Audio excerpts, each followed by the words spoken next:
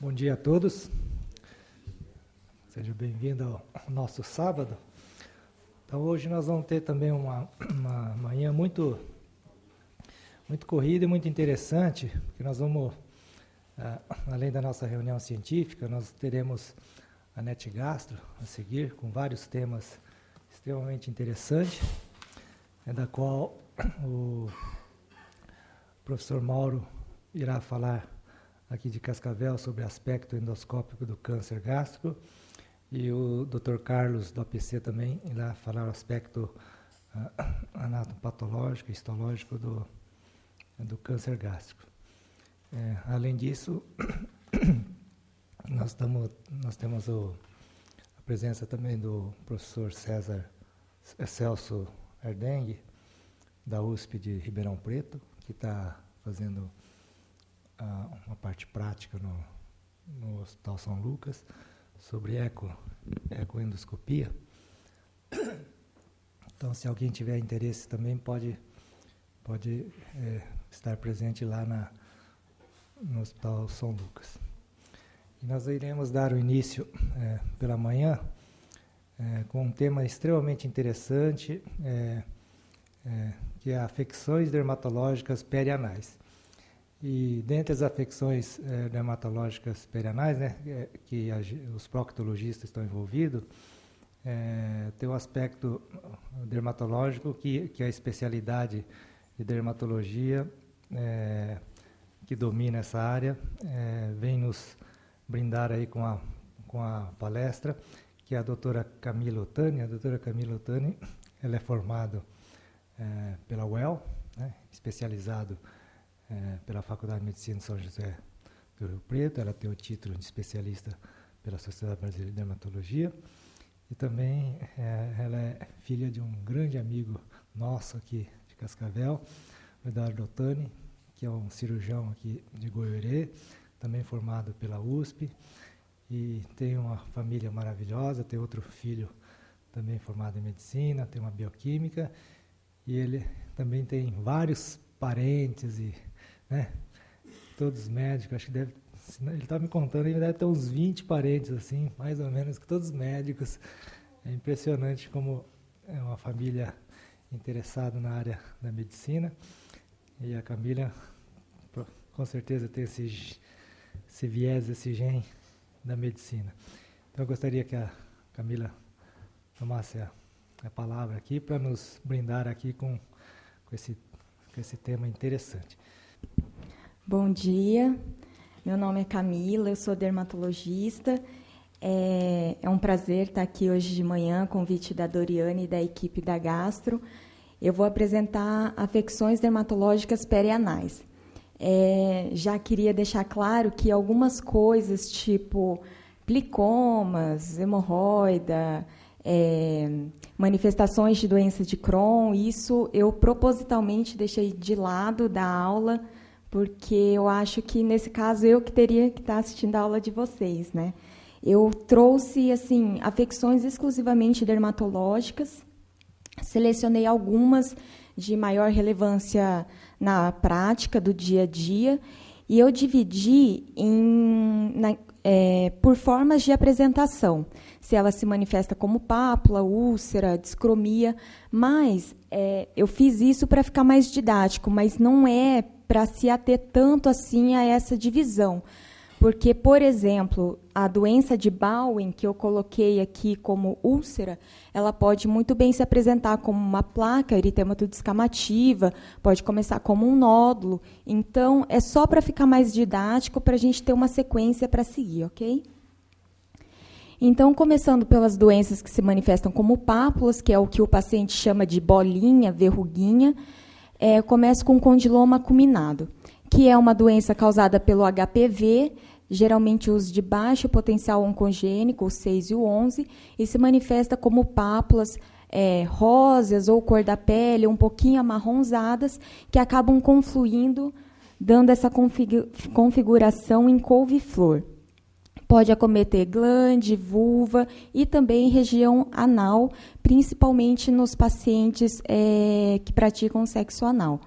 Nos adultos, é bem caracterizada a transmissão sexual, mas nas crianças, também a transmissão sexual, nesse caso você tem que investigar abuso, mas também é descrita a transmissão perinatal quando a mãe é infectada pelas verrugas genitais.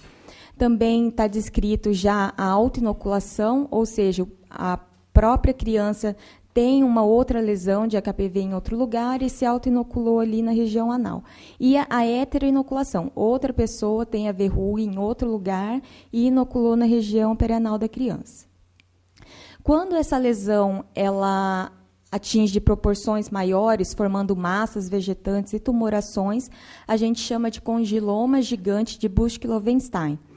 É também causada pelo HPV 6 e 11 e acontece em condições de imunossupressão, como em pacientes HIV, transplantados e na gestação. O diagnóstico é basicamente clínico, mas pode ser confirmado pelo anatomopatológico, e o tratamento vai depender da extensão da lesão. Pode variar desde eletrocoagulação com curetagem, tratamento tópico, nitrogênio líquido, que é a crioterapia que a gente faz, até uma eletrocirurgia no caso das tumorações maiores. Ainda dentro das lesões papulosas, existe a papulose bauenoide, também causada pelo HPV, mas, nesse caso, os HPVs oncogênicos, 16, 18, 31 e 33.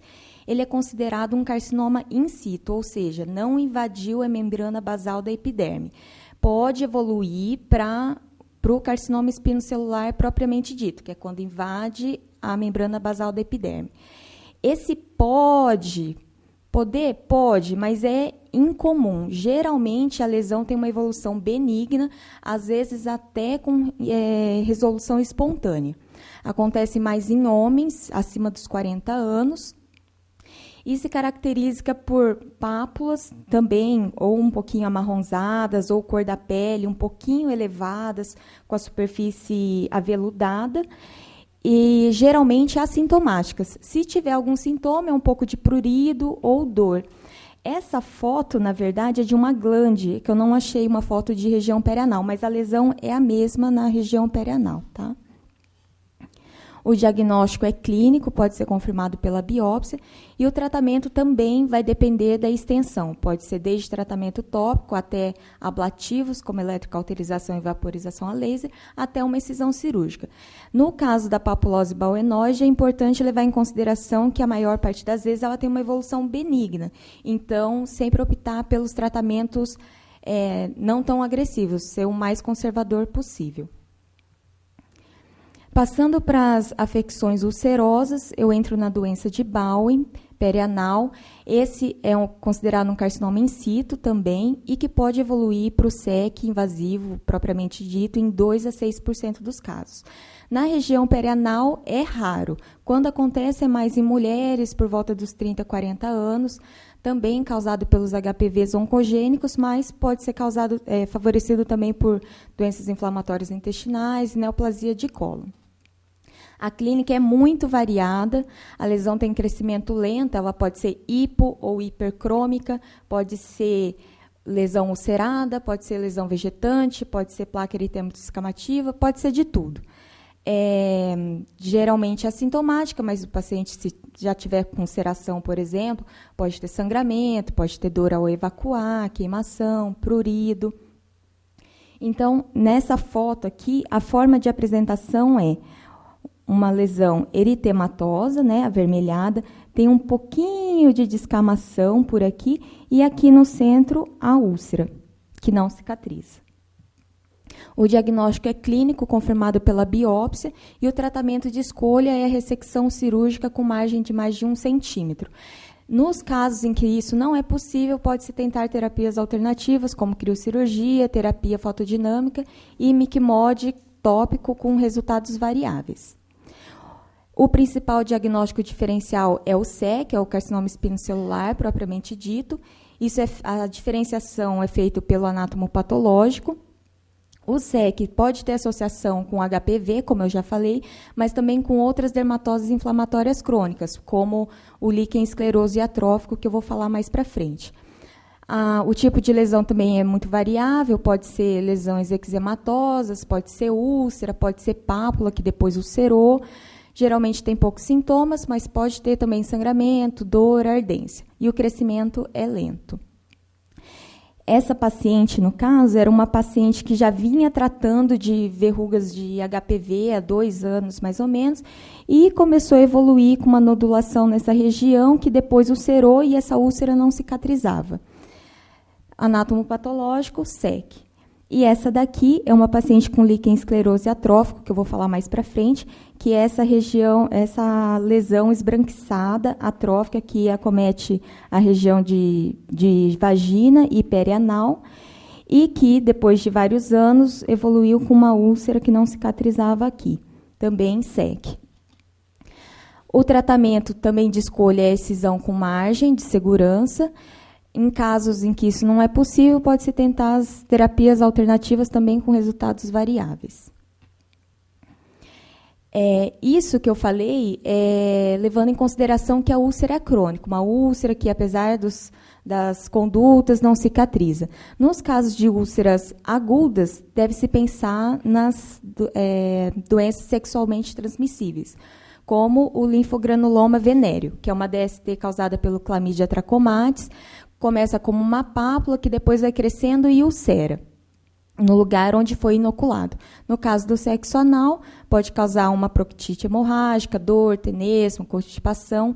E o que é muito característico é essa linfadenopatia dolorosa unilateral, que pode até fistulizar, formando o característico bubão. Nessas fotos eu tenho 2 formas de apresentação, aqui uma forma mais ulcerada e aqui também ulcerada, mas nas bordas você vê que ela é um pouco vegetante. O diagnóstico é clínico, a sorologia não ajuda muito, os exames laboratoriais, assim, no geral, não ajudam no diagnóstico. O tratamento pode ser feito com doxiciclina, azitromicina ou eritromicina. O que a maioria dos autores falam é que, se você desconfiar de linfogranuloma venéreo, já trata. Não tenta confirmar com um exame laboratorial, porque eles não são tão bons, têm pouca sensibilidade, especificidade. Outra DST é a adonovanose, que também é chamada de granuloma inguinal, causada pelo Calimactobacterium granulomatis. Também pode se iniciar como pápula, nódulo, que ulcera, sangra com bastante facilidade, tem bastante secreção e que se expande por autoinoculação. Nessa foto, a gente tem aqui um nódulo que ulcerou, aqui também nódulos que estão ulcerando e provavelmente elas disseminaram por autoinoculação. O diagnóstico é pelo achado do corpúsculo de Donovan no esfregaço. O tratamento também com doxiciclina, eritromicina, Bactrim, tetraciclina, seja qual for, por pelo menos 3 semanas ou até a cura clínica. Outra DST é o sífilis anal, que pode dar em região vaginal, pode dar em glande do homem, mas, no caso do sexo anal receptivo, também na região anal, causado pelo treponema pálido. A lesão primária, que é o cancro duro, é uma úlcera única que às vezes passa despercebida e pode cicatrizar espontaneamente. Mesmo cicatrizando espontaneamente, o paciente pode evoluir para a fase de secundarismo, depois de umas 2 ou 8 semanas, em que o paciente pode apresentar pápulas na região perianal, parecendo aquelas verrugas do HPV que eu mostrei. Nesse caso, elas são chamadas de condiloma plano. O paciente também pode ter umas pápulas por todo o corpo, dispersas pelo corpo, formando como se fosse um rache cutâneo. Isso caracteriza a fase de secundarismo. O diagnóstico, se você pegar numa fase bem precoce e bem aguda, é pela microscopia de campo escuro, e se for numa fase não tão aguda, pelas sorologias, o VDRL e o FTA-ABS. O tratamento, se você pegar a doença na fase primária, com penicilina bezatina 2,4 milhões de unidades, dose única. Se for na fase secundária, 2 doses com intervalo de 1 semana. E o herpes simples, também é uma infecção ulcerada. Na região perianal e genital é mais causado pelo herpes vírus 2. Acontece mais em adolescentes e adultos jovens que estão iniciando a atividade sexual. Na região perianal, mais comum em homens, em homossexuais, pela prática do sexo anal. Pode vir com dor, prurido, tenesmo, alguns sintomas constitucionais, adenopatia inguinal.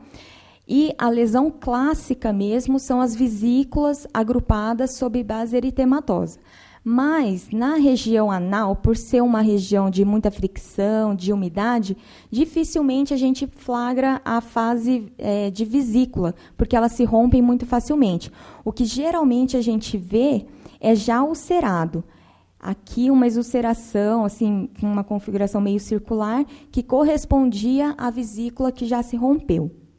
Várias dessas sobre uma base eritematosa, um fundo avermelhado. As reativações que ocorrem geralmente mostram um quadro mais leve e são desencadeadas por estressores fisiológicos como menstruação, alguma intercorrência hospitalar, estresse emocional, trauma no local. O diagnóstico é clínico, basicamente, mas pode ser confirmado pela citopatologia, em que você vai ver as células gigantes multinucleadas. A orientação para os pacientes com herpes simples é a abstinência sexual durante a crise e até 2 dias depois da cura, e o tratamento deve ser iniciado o mais precocemente possível, até 72 horas, que é o que comprovadamente diminui a duração dos sintomas, diminui o tempo para a cicatrização, só não diminui o número de recorrências.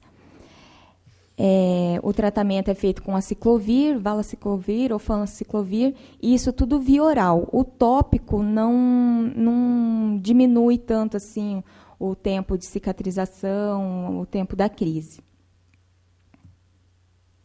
Passando para as doenças eritematosas, eu começo com a candidíase, que é uma afecção causada pela cândida, geralmente do tipo albicans. Esse fungo geralmente é um habitante natural da nossa pele e que vai causar a candidíase mesmo, a dermatose, sob algumas condições, como clima quente, sudorese, obesidade, uso de antibióticos, gestação, anticoncepcionais. No caso da região perianal, ela entra dentro da candidíase intertriginosa, que é o que pega as dobras. Nesse caso, a lesão é eritematosa, avermelhada, macerada, assim, mais úmida, bem pruriginosa, e o que é muito característico são essas lesões satélites, pápulas ou pústulas, ao redor da lesão principal, que é essa daqui. É bem característico de cândida. O diagnóstico é clínico, pode ser confirmado pelo micológico direto e cultura, e o tratamento, basicamente, antifúngicos tópicos. Os antifúngicos sistêmicos são reservados para os casos muito extensos ou muito, muito graves, mas geralmente só o tópico dá conta. Psoríase é outra doença eritematosa, descamativa, crônica, etiologia multifatorial, comete ambos os sexos, mais em adultos jovens, e a lesão assim, típica mesmo é a placa eritematoidescamativa infiltrada, mais nas regiões de cotovelo, couro cabeludo, joelho.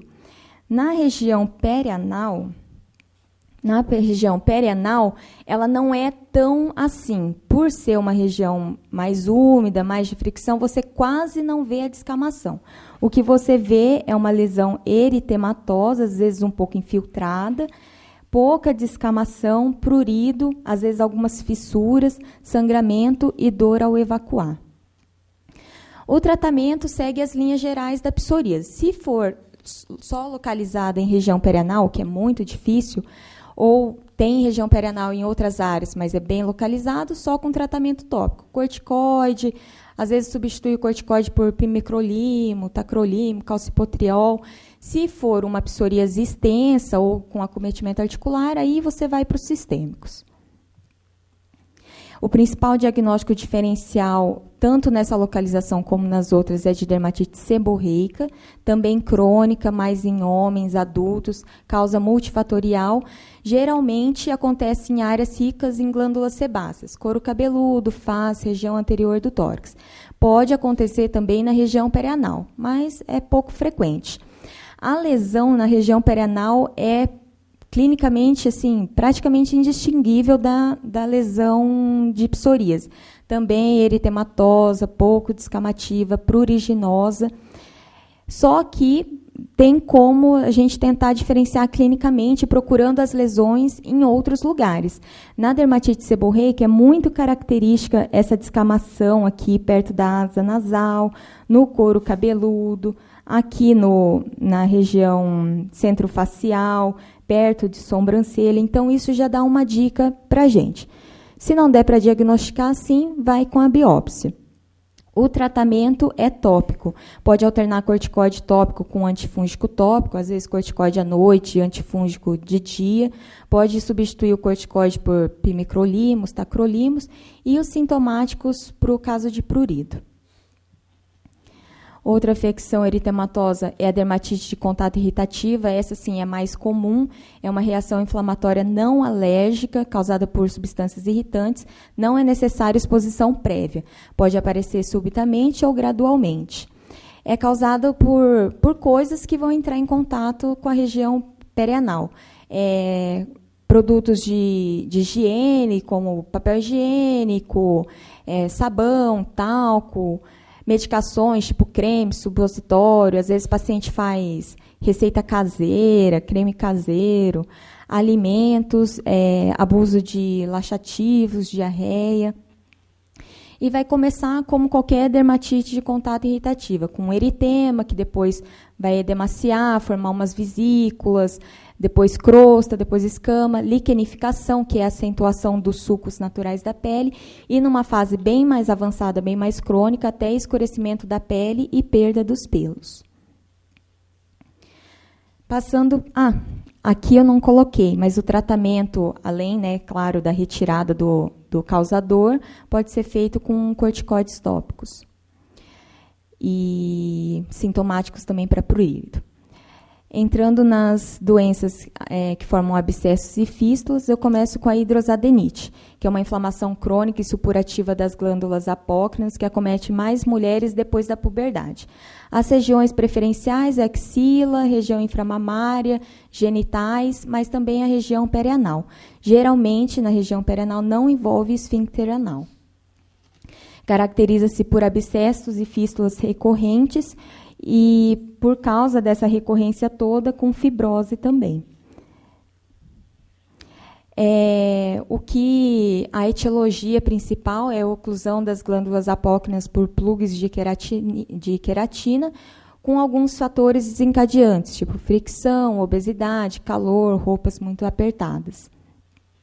O diagnóstico é basicamente clínico, e o principal diagnóstico diferencial seria a doença de Crohn. O tratamento clínico é com antibiótico, corticoide, antissépticos locais. Algumas drogas androgênicas podem ser tentadas também, como o Roacutan, mas o principal mesmo é o tratamento cirúrgico, que vai com desbridamento, fistulostomias, ressecções amplas. No caso dessa paciente que eu mostrei a figura, eles fizeram uma ressecção ampla, com rotação de retalho em toda aquela região. E a TB anal? A TB anal, ela não é uma afecção tão comum em região perianal. É uma forma extrapulmonar, assim, rara até. Só que a incidência vem aumentando por causa do HIV. E faz um diagnóstico diferencial importante também com doença de Crohn e outras fístulas. A forma de apresentação mais comum é em abscessos e fístulas, mais raramente como úlcera. O paciente pode ter dor anal e febre também. A biópsia ajuda muito se vier a necrose caseosa, que é patognomônica. Pode ser feito também a pesquisa de bacilo álcool ácido resistente, cultura, o teste do PPD para ver a sensibilidade ao antígeno da TB. Quando você desconfiar da TB anal, tem que encaminhar para o pneumo para investigar um foco pulmonar e para o infecto para manejar o tratamento. E sempre investigar o HIV, porque em imunocompetentes é raríssimo a apresentação perianal. Isso é mais comum nos imunodeprimidos. O tratamento é clínico, com esquema HIP, e o tratamento cirúrgico pode ser feito para as fístulas. Nas discromias, a gente começa com o líquen escleroatrófico, escleroso atrófico, que é uma doença rara, de etiologia desconhecida, acomete mais mulheres em meia idade, acomete a região vaginal e pode se estender para a região perianal, formando uma configuração em ampulheta. Nos homens, é muito incomum o acometimento perianal. Ela se inicia como uma pápula esbranquiçada que vai aumentando até formar uma placa atrófica. Às vezes a atrofia é tão intensa que pode chegar a formar estenose. No homem pode formar a balanite obliterante, na mulher a craurose vulvar. Dá bastante prurido essa condição. O diagnóstico é por biópsia e o acompanhamento tem que ser crônico, longo prazo, porque tem descrita alterações malignas e pré-malignas, como aquela outra foto que eu mostrei da paciente que evoluiu com SEC. Raramente tem resolução espontânea. Quando tem, a maior chance em meninas pré-púberes. O tratamento é tópico, com resultados variáveis, pode usar corticoide, progesterona, testosterona tópica, e cirúrgico nos casos das estenoses, como eu falei. O diagnóstico diferencial do líquen esclerose atrófico é o vitiligo, que é uma leucodermia adquirida por destruição de melanócitos de causa desconhecida, que causa essas manchas hipocrômicas também, esbranquiçadas. Nessa foto não dá para ver muito, mas às vezes, na borda da lesão, ela fica um pouco mais escura que a pele normal. Isso é uma dica também para o diagnóstico de vitiligo.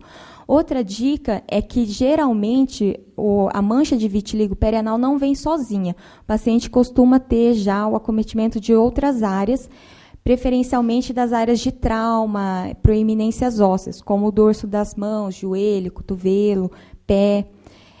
E outra dica também é que dentro da mancha esbranquiçada, você pode ter umas ilhas de pele normal, de pele de cor normal, que a gente chama de ilhotas de repigmentação. Isso a gente não vê no líquen esclerotrófico.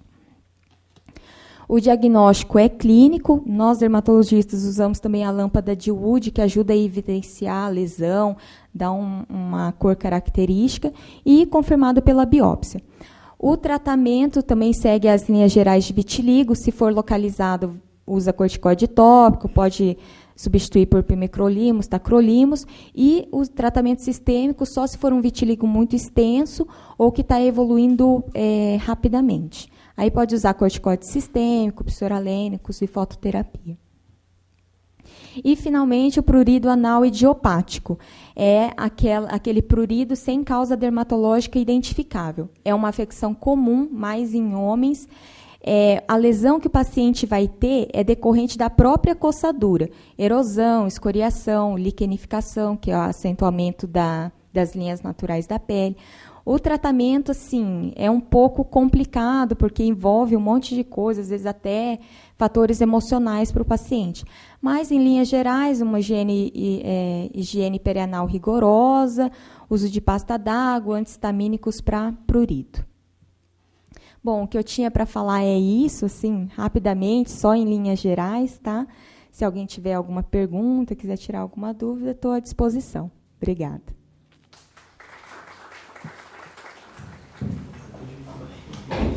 Vocês viram nessa região perianal, é uma região assim bastante complexa, porque você tem centenas de doenças, não é nem dezenas, centenas de doenças que podem ocorrer nessa região, né? Desde doenças locais até doenças sistêmicas e várias doenças. Eu sempre falo para os alunos que o exame proctológico, o exame desse local, é tão importante para o gastroenterologista, para o cirurgião e para o proctologista, como o exame da garganta é importante para o pediatra. Vocês já viram criança que vai pediatra não é pediatra? Porque ali eles descobrem dezenas de doenças. Aquilo é fundamental. Né? E na área perianal, vocês viram ali que é só lesões externas, lesões de pele, não é lesão de reto, de ânus. Então, é uma parte dos diagnósticos que pode fazer só dando uma olhada e investigando. Né? E tem doenças que escapam da nossa área e que a gente tem que estar muito atento. São doenças, às vezes, graves que precisa ser, pelo menos, suspeitado e encaminhado para a pessoa certa. Né? Então, aí mais um alerta aí, para que vocês sempre olhem essa região. Né? Não deixem de fazer esse exame. O exame proctológico é o exame do médico clínico. cirurgião, qualquer médico tem condições de também. Né? Queria só fazer, aproveitar a apresentação da doutora e dividir em duas partes do debate. Bom, se vocês tiverem alguma dúvida sobre algum problema dermatológico, não seja o HPV, vamos fazer um debate agora, depois o Rodrigo vai apresentar sobre o HPV e a gente faz um outro debatezinho só sobre o HPV. Então, se tiverem alguma dúvida agora, Juliana. Camila, obrigada pela tua presença, foi excelente, atual. Assim, foi boa porque a gente, pelo menos, conheceu a grande maioria das doenças, né, que a gente precisa te encaminhar. Tá? Eu tenho notado, eu tenho 3 ou são 4 pacientes jovens que têm vitiligo perianal. E, coincidentemente, elas têm incontinência, mas são pacientes jovens, de 30 e pouquinhos anos. A mais velha tem 40, salvo engano, 41 anos. E elas, na manometria no retal, elas têm uma hipotonia de contração. Isto é, o esfíncter anal externo dela está funcionando menos do que era para estar naquela faixa etária. E elas têm a queixa de incontinência. Tem alguma coisa relacionada com o vitiligo? Porque ele é superficial, né? Não, com vitiligo não. Que poderia ser assim, mas assim, extrapolando muito. De repente, se o paciente usa cronicamente, seguidamente, corticoide tópico, talvez, mas assim, não com relação ao vitiligo. É superficial, né? Superficial. O vitiligo, ele só tem destruição de melanócito, só de melanócito. Não pega a célula muscular, nada. Não sei o que pode ser, não. E eu não sei se são 3 ou são 4 pacientes. E todas as pacientes, elas têm hipotonia. Não, desconheço. Nunca vi descrito, não é verdade? Eu não achei também descrito. Alguma dúvida em geral? Sei que cada tema, cada item que a doutora Maria é uma aula. Então ela fez um resumo muito legal aqui, mas é uma aula, né? Cada pontinho ali é uma aula de dermatologia, por exemplo. A gente sabe que a região perianal é uma região que é bastante dolorosa, né? O paciente tem bastante incômodo. Então, as biópsias, quando a gente vai ter que fazer, é bem difícil de fazer, né? Então, assim, eu te pergunto, você tenta normalmente fazer algum tratamento prévio, assim? Ou você já parte para a biópsia, ou usa, por exemplo, porque é difícil, né? Tem que, às vezes, anestesiar, Quando, clinicamente, assim, já a própria clínica dá uma pista importante para a gente, tipo, o paciente tem vitiligo, tem uma mancha esbranquiçada perianal, mas também tem as manchas no dorso da mão, no joelho, no cotovelo, que é muito característico de vitiligo, às vezes já dá para ir tratando mesmo, passa corticóide, passa microlimos e tal, ou tratamento sistêmico se for muito extenso, né? Mas se for, assim, você ficar em dúvida, ou se for essas doenças que potencialmente podem evoluir para um carcinoma, um séptico, doença de Down, essas coisas, melhor a biópsia. Até para se proteger, né? De repente você está tratando uma coisa achando que é benigno, de repente é um SEC, né? Então, eu prefiro a biópsia. Às vezes, quando o paciente é muito sensível à biópsia, já fala que eu tenho horror à biópsia e tal, antes da anestesia infiltrativa, da lidocaína, eu passo um pouquinho de Dermomax, que é aquele anestésico tópico mesmo. Deixo lá uns 15 minutos, tal, meia hora. Aí, na hora da picadinha, já dói um pouquinho menos. Não tem gatilho. A gente, falando do carcinoma, 2 pacientes que a gente tirou, que vinham em acompanhamento, só que eram plicomas com a área discreta de escoriação. Não sei se o senhor está lembrado disso, cara. E dessas 2 pacientes que a gente tirou como plicoma, era seca. Olha só. Eu vi descrito, agora que eu estava fazendo a aula, eu pesquisei bastante assim, o SEG como evolução de doenças inflamatórias crônicas, né, tipo líquen e tal. E vi também, eu vi isso também, de ter tirado um plicoma, só como plicoma, e vir como SEG, e aí pesquisando acabava achando um HPV ali também, nos oncogênicos. A Camila apresentou, tem vários aspectos. A própria condiloma, a gente fica pensando no HPV como condiloma, então mas tem outras lesões. As outras lesões são muito mais perigosas como fator cancerígeno do que o condiloma em si, né? Então é um dado interessante.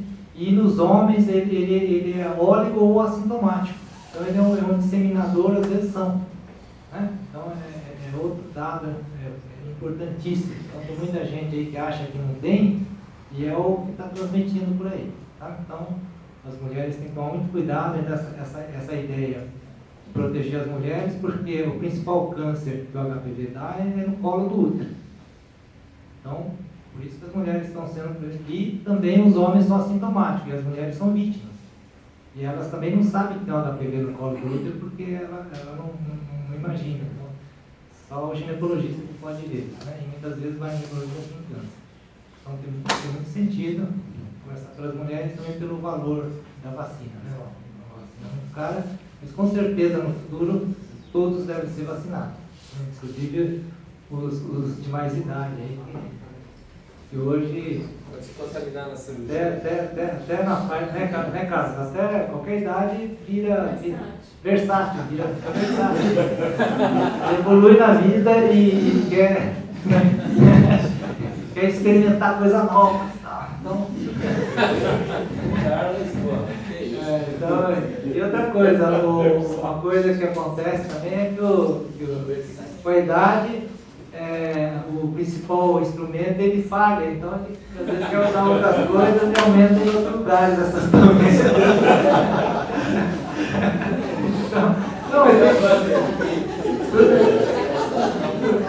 Tudo isso tem uma lógica.